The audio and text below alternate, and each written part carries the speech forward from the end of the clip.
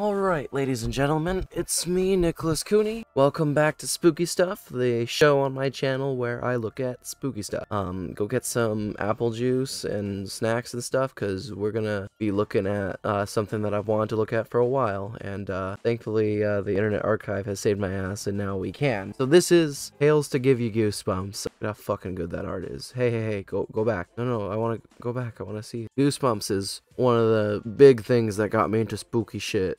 Without Goosebumps spooky stuff on YouTube, this show wouldn't exist. This is one of the biggies. Same with the Twilight Zone and all the 80s horror tapes and stuff that like my great grandma had at her house. It's actually really funny because my great grandma was the most religious one in our family, but my great grandma also was down to show us Halloween stuff and whatnot and just have it, you know, instead of talking about it being the devil or any of that shit. She was cool.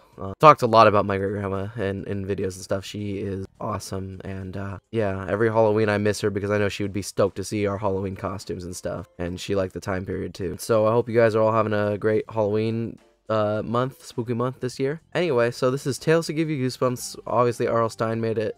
Special edition number 1. Alright, 10 spooky stories. I'm picking this because this should be shorter, so it would be perfect for my show. Again, this art is so beautiful. I love, I don't know if Tim Jacobus drew this one, but I know he drew like a majority of, or Jacobus. I'm sorry, I might be pronouncing his name wrong. Yeah, Tim Jacobus or whatever. Alright, yeah. He did most of the covers for, Goosebumps, and I love the way this one looks. It's so great. Like fucking 80s and 90s like painted like covers like this for books or posters for movies are so appealing. The lighting and stuff. This is just something that isn't replicated by like photos, I think. I think it's just better. It's still realistic. It's appealing. Fuck man, I spent like 3 minutes just wasting time just on this cover. This was the best part of Goosebumps though, let's be real. Stories are good though too. Alright, so let's zoom out so we can actually read that. Alright, thank you Internet Archive for archiving this, and I like that you actually made it look like it's the other side of the book, so thank you. We got, oh yeah, those are the actual Goosebumps stories, the full one. Fucking classics, man. Alright, 10 spooky stories, R.L. Stine, Goosebumps. Let's go let's read The House of No Return. Alright, we're gonna have to have a jump cut, ladies and gentlemen. Alright, and now we're back. Alright, I need to borrow this for 1 hour. Make this video. Tales to Give You Goosebumps, let's go. The House of No Return. We were afraid to go too close to the house, so we stayed down at the street, staring up at it. Staring across the bare, sloping front yard. No grass would grow in that yard. The trees, gnarled and bent, were all dead. Not even weeds sprouted in the dry, cracked dirt. At the top of the sloping yard, the house seemed to stare back at us. The 2 upstairs windows gaped like 2 unblinking black eyes. The house was wide and solid-looking, built of bricks. Many years ago, the bricks had been painted white. It's taking all the strength in my body to not fucking do the Inspector Gadget thing right now, by the way. But now, the paint was faded and peeling. Spots of red brick showed through like bloodstains. The window shutters were cracked. Several had fallen off. The beams of the front porch tilted dangerously. A strong wind could blow the porch over. No one lived there. The house had been empty for years and years. No one could live there. The house was haunted. Everyone in town said it was. Everyone knew the legend of the house. If you spent the night inside it, you would never come out. That's why we brought kids there. That's why we dared them to go inside. You couldn't join our danger club unless you stayed inside the house by yourself for an hour. Staring up at the house, bathed in a haze of pale moonlight, I shivered. I zipped my windbreaker up to my chin and crossed my arms over my chest. How long has he been in there, Robbie? Nathan asked me. Lori and I both raised our wrists to check our watches. Only 10 minutes, I told Nathan. 50 minutes to go, Lori said. Think he'll make it? Doug is pretty brave, I replied thoughtfully, watching the moon disappear behind a cloud. He might last another 5 minutes, I said, grinning. Lori and Nathan snickered. The 3 of us felt safe down here by the street. Poor Doug probably didn't feel too safe right now. He was shut inside the dark house, trying to stay there for an hour so he could join our club. I turned and saw a light rolling silently over the street, coming toward us. A white, ghostly light. My breath caught in my throat. It's a car, I realized as it floated closer. A car with only one headlight. The first car we'd seen on this street all night. The beam from the headlight washed over my 2 friends and me, forcing us to shield our eyes. As it passed, we turned back to the house and heard a shrill scream. A wail of terror. "Here he comes," Nathan cried. Sure enough, Doug burst out through the front door. He stumbled off the crumbling porch and came tearing across the dead bare yard. His hands waved wildly in front of him. His head was tilted back, and his mouth was frozen open in one long, high shriek of fright. "Doug, what did you see?" I called. "Did you really see a ghost?" "Something touched my face," he wailed. He ran right past Nathan, Lori, and me, screaming his head off. "Probably only a spiderweb," I murmured. "Robbie, we've got to stop him," Lori cried. "Doug, hey, Doug!" We called his name and chased after him, our sneakers slapping loudly on the pavement. Waving his arms frantically and screaming, leaning into the wind, Doug kept running. We couldn't catch him. "He'll run home," I said, breathlessly. I stopped and leaned over, pressing my hands over against my knees, trying to catch my breath. Up ahead, we could still hear poor Doug's frightened wail. "Guess he doesn't join the club," I said, still breathing hard. "What do we do now?" "I guess we find another victim," I replied. Chris Wakely seemed like a perfect victim. His family had moved to town last summer, and Chris started in my 6th grade class in September. Chris had pale blue eyes and very short, white blonde hair. Chris had pale blue eyes and very short, white blonde hair. He was kind of shy, but he seemed like a really nice guy. One day after school, I saw Chris walking home, and I hurried to catch up with him. It was a windy October day. All around us, red and yellow leaves were falling from the trees. It looked like it was raining leaves. I said hi to Chris and started telling him about our club. I asked if he'd like to join. "It's only for brave people," I explained. "In order to join, you have to spend an hour at night inside the house on Willow Hill." Chris stopped walking and turned to me, squinting at me with those pale blue eyes. "Isn't that house supposed to be haunted?" he asked. I laughed. "You don't believe in ghosts, do you?" He didn't smile. His expression turned serious. The light seemed to fade in his eyes. "I'm not very brave," he said softly. We started to walk again. Our sneakers crunched on the leaves strewn over the sidewalk. "We'd really like you to join the club," I told him. "You're brave enough to spend 1 hour in an empty house, aren't you?" He shrugged and lowered his eyes. I don't think so," he stammered. "I've always been afraid of monsters and things," he admitted. "I believed there was a monster living under my bed until I was 8. I laughed, but his expression remained solemn. He wasn't kidding. "When I go to a scary movie," Chris continued, "I have to duck under the seat when the scary parts come on." "Why are you watching them then, dude?" Also, God, I just gotta say that 90s things, it's weird, 90s books and stuff, they feel like they've aged better than some things from the 2010s, honestly. This is still really appealing, even, like, I'm not even, like, it's nice, I love the Goosebumps show and the books, man. This is really great, and I want to thank the Internet Archive for existing and giving me a chance to read this. Maybe I should start going to the library, but, like, in real life again. I think I can now. I think it's finally reopened. I hate that show, We Bare Bears, so I'm just gonna use this as a chance to put that down. All the fucking iPhones and apps and fucking twerking and all the other fucking trendy shit they put in that. It's already really dated, and the show's not even 10 yet, I don't think. Goosebumps is nice because not only is it, like, pretty timeless, but, the retro stuff is appealing instead of cringe. And, God, the show was aesthetically pleasing. Has such a quaint tone to it, too. It's so nice, and it takes me back to being really little. When I was really little, I had the Goosebumps tapes, and before that, I used to rent them from the Blockbuster. Like I said, very much my introduction to horror stuff and liking spooky things. This show you're watching right now, Spooky Stuff, wouldn't exist without Goosebumps, so thank you, R.L. Stine and everybody that contributed to it. Alright. Back to the story. I have to duck under, yeah. Lori and Nathan came running up to us. "Are you going to do it?" Nathan asked Chris. "Are you going to join the club?" Chris shoved his hands deep into his jeans pocket. Chris shoved his hands deep into his jeans pockets. "Did you guys spend an hour in the house?" he asked. I shook my head. "We don't have to," I told him. We started the club so we don't have to go in the house. We already know we like danger. New members have to prove themselves. I freaking knew it. Chris chewed thoughtfully at his lower lip. We turned the corner and kept walking. The house was up the hill at the end of the block. We stopped in front of it and stared across the bare front yard. See? Doesn't look scary at all in the daytime, I said. Chris swallowed hard. Needs a paint job, he muttered. And how come all the trees died? No one to take care of them, Nathan said. How about it, Chris, I urged. We really need new members. Yeah, Lori agreed. Club isn't much fun with only 3 kids in it. It could be if you guys get a Super Nintendo. This is the 90s. Go get a Super Nintendo. Get a fucking Super Game Boy. Pokemon's not out yet, but Tetris is. You should be happy. Chris had his eyes on the house. He kept his hands jammed into his jeans pockets. Jeans pockets is fucking me up if you guys haven't noticed.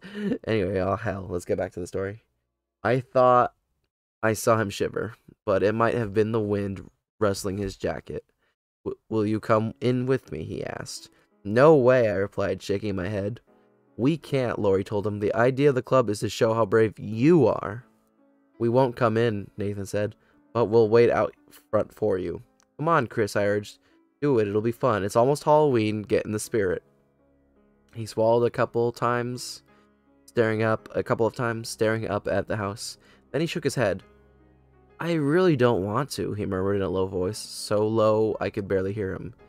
Guess I'm kind of a scaredy cat. I started to plead with him, but I could see he was really embarrassed. So I didn't say any more. Chris waved goodbye and hurried off towards his house. Lori, Nathan, and I watched him until he disappeared around the corner. Now what? Nathan asked. We held a club meeting at my house 2 nights later. It was a pretty boring meeting. None of us could think of another cool kid to join our club, and we couldn't think of anything fun to do. Halloween is Saturday, I moaned. We should be able to think of something scary to do. What are you going to dress up as? Lori asked Nathan.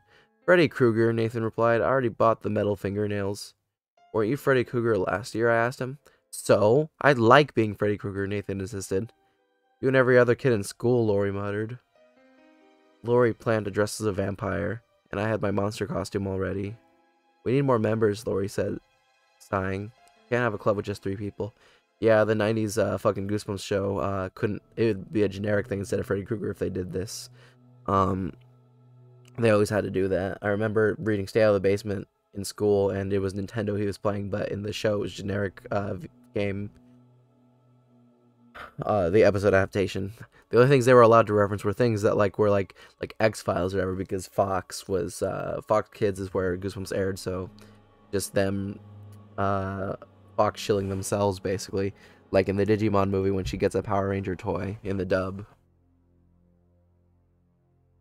Chris would be perfect, I replied, if only he weren't such a scaredy cat. You know, Nathan started, rubbing his chin thoughtfully. It'd be really good for Chris to get over his fears. Huh? What do you mean? I asked. I mean, we could help Chris out, Nathan replied, smiling. We could help him be brave. I still didn't understand. Nathan, what are you saying? His smile grew wider. We could force him to go into the house. I called Chris later that night and invited him to go trick-or-treating with us. He said yes. He sounded grateful to have some kids to go around with. He had only been in our school 2 months, and he hadn't made any friends. The 3 of us met at my house on Halloween. Nathan clicked his long metal nails and kept cackling and grinning like Freddy Krueger. I was a very cool monster, with eyeballs on springs popping from my purple head. Lori kept talking in a weird vampire voice. Where's Chris? Nathan asked, looking around. Is he meeting us here? Yeah, where is he? Lori demanded. We were all a little tense. We were playing a mean trick on Chris, but we knew he'd feel good about things by the end of the night. The doorbell rang, and we all ran to answer it. Chris stood in the porch light, his face an ugly green. He raised both hands to show them to us. They were covered in green, too. What are you supposed to be? A pea pod? I joked. Chris looked hurt. No, I'm a corpse. Very scary, I said. I handed out trick-or-treat bags. Let's get going. I led the way down the driveway and up the street. We stopped at several houses and collected candy. It was a cool, windy night with a tiny sliver of a moon. Gusts of wind kept fluttering our costumes and making our trick-or-treat bags fly up. We were approaching the house on Willow Hill. I had a heavy feeling in my stomach. My hands suddenly felt ice cold. I hope Chris can stay in the house for a whole hour, I thought. He's such a nice guy. I'd really like him to be in the club. Such a nice guy, and we were about to do such a mean thing to him, but he'll quickly get over it, I told myself, and he'll be glad we made him test his bravery. The eerie house came into view. I saw Chris glance at it, then quickly turned to cross the street. He didn't want to go near it, especially on Halloween, but Nathan and I grabbed him by the arms. Chris cried out in surprise.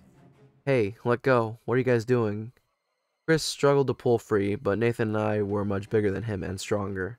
Lori led the way down the bare dirt yard, up the sloping hill to the dark, silent house.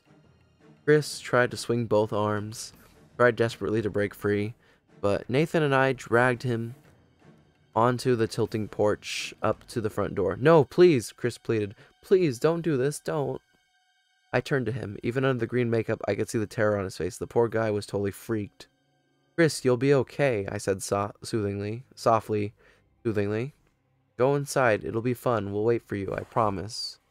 You'll be proud of yourself, Lori told him, helping to push him up to the door, and then you'll be in our club. Lori started to push open the heavy door. Nathan and I moved, shoved Chris inside, but to my surprise, he reached out and grabbed my arm. Come in with me, please, he begged, his eyes wide with fright. Please, I'm too scared. I'm just too scared. He held on tightly to my arm. Let's all go in together, okay? I glanced at Lori and Nathan. No way, I replied. You've got to prove your bravery, Chris. See you in an hour. We gave him a hard shove inside the house, then we slammed the heavy door behind him. He seemed so scared, Lori said, her voice muffled by the vampire fangs. He'll be okay, I said. Let's wait for him down by the street. We took our places at the bottom of the driveway and waited and waited. We checked our watches after 10 minutes, after 20 minutes, after half an hour. Chris is doing great, I whispered, my eyes on the dark windows of the house. I didn't think he'd last 2 minutes. He's a lot braver than I thought, Nathan said from behind his Freddy Krueger mask. We huddled close together, staring up at the house as the wind shook the trees all around us. Heavy clouds rolled over the moon, covering us in darkness. We waited 10 minutes more, then 10 minutes more. He's going to do it, I said, checking my watch again. He's going to stay in there for a whole hour. Let's really give him a big cheer when he comes out, Lori suggested. As the hour ended, we counted off the last 30 seconds out loud, one by one. Then we took a few steps up the driveway, eager to congratulate Chris and welcome him to the Danger Club. But the front door didn't open. The house remained dark and silent. 10 more minutes passed. I think he's showing off, I said. No one laughed. We kept our eyes raised to the house. 10 more minutes, then 10 more. Where is he? I cried shrilly. Something is wrong, Lori said, taking the plastic vampire fangs out of her mouth. Something is wrong, Robbie. Chris should be out of there by now, Nathan agreed in a trembling voice. I felt the chill run down my back. All of my muscles were tightening in dread. I knew my friends were right. Something bad had happened inside that house. Something very bad. We have to go in there, Lori urged.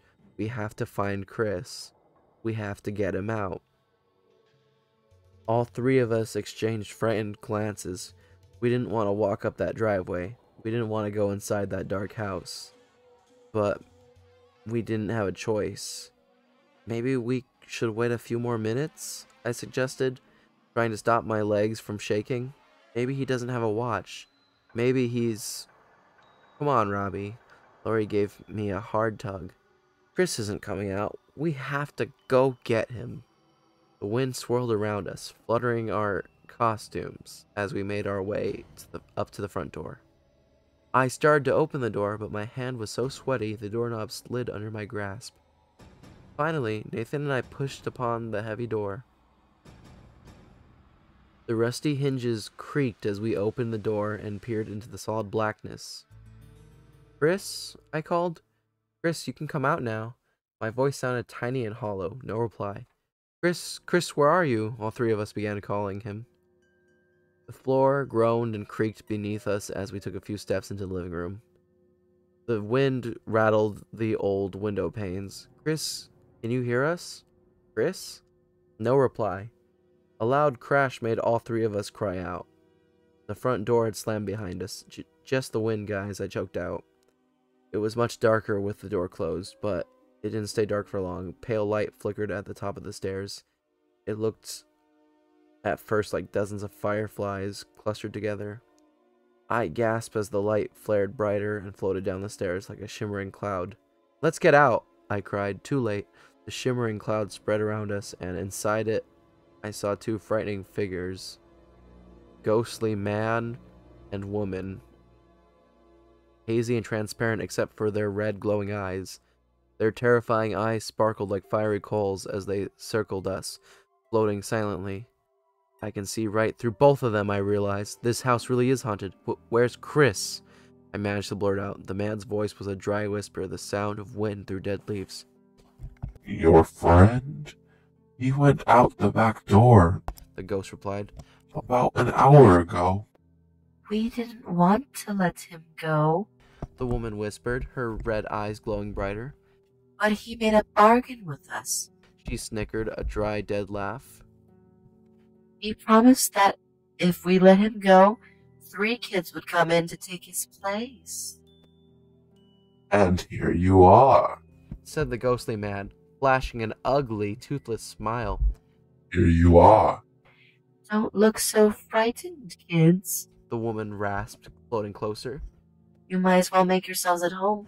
You're all going to be here forever. I just gotta say, man, going from creepypastas to Goosebumps, God, this shit is written so much better.